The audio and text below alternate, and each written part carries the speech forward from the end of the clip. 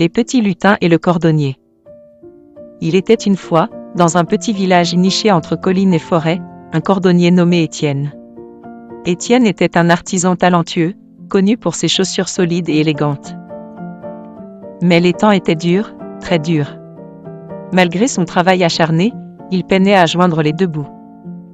Chaque soir, dans son modeste atelier empli du parfum du cuir, Étienne se demandait comment il allait s'en sortir. Un soir d'hiver, Étienne s'assit à sa table, devant lui, son dernier morceau de cuir. Pas assez pour réaliser plusieurs paires.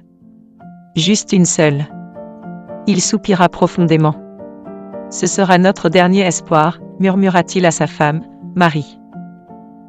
Marie, avec un sourire doux mais inquiet, posa une main sur son épaule. Fais de ton mieux, Étienne. Qui sait ce que demain nous réserve ? Étienne découpa le cuir avec soin, chaque geste précis mais empreint de fatigue. Après avoir terminé de découper le morceau de cuir, il ressentait une grosse fatigue, il décida de terminer le travail au lever du soleil. Il éteignit la bougie et quitta l'atelier, le cœur lourd.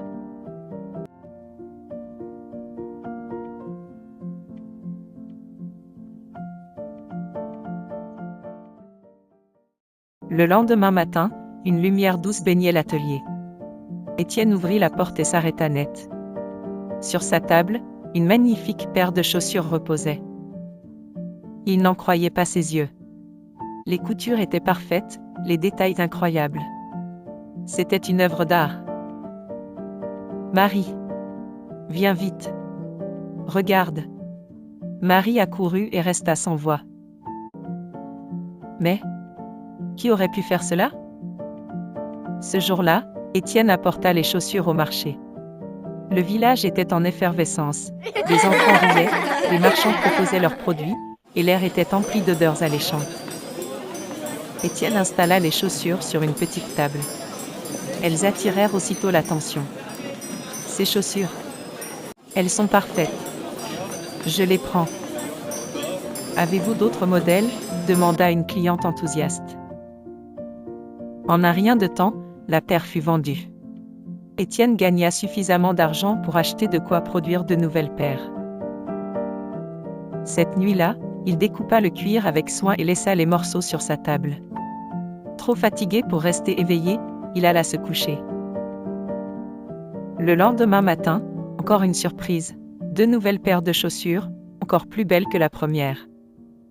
Chaque jour, Étienne vendait ses chaussures, et chaque nuit, un miracle se produisait. Mais une question continuait de le hanter. Qui m'aide ainsi ?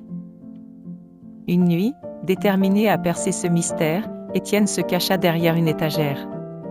À minuit, un léger bruit troubla le silence. 2 petits êtres sautèrent par la fenêtre. Ils étaient minuscules, vêtus de haillons, mais souriants et pleins d'énergie. Sans perdre un instant, ils se mirent au travail. Leurs mains agiles cousaient, martelaient et façonnaient le cuir avec une précision incroyable. Ils chantaient doucement. Travaille avec joie, même dans le froid. Le bonheur se trouve dans ce que l'on donne. Étienne, caché, sentit son cœur se serrer. Ces petits lutins, bien que démunis, donnaient tout ce qu'ils avaient. Le lendemain matin, Étienne confia son secret à Marie. Ensemble, ils décidèrent de remercier les lutins.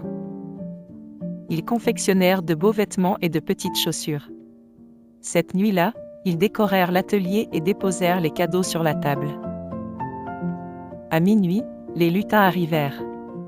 Lorsqu'ils virent les habits, leurs yeux s'illuminèrent. Ils essayèrent leurs nouveaux vêtements et dansèrent de joie. Après leur dernière danse, les lutins saluèrent l'atelier une dernière fois et disparurent dans la nuit étoilée.